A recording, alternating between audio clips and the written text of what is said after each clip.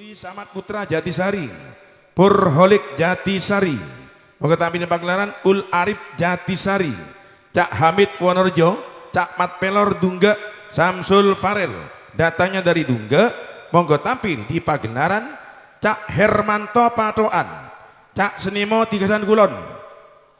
Ada yang pulang, Mat? Ini, Mat. Tadi yang pertama ada yang pulang ya. Kepi. Selamat Holis Tigasan Kulon, Iyam Supi Tigasan Kulon, Ahmad Dirudi Tigasan Kulon. Nah, moga bun. Cak Sunar Lilis Menyono. Tintikani.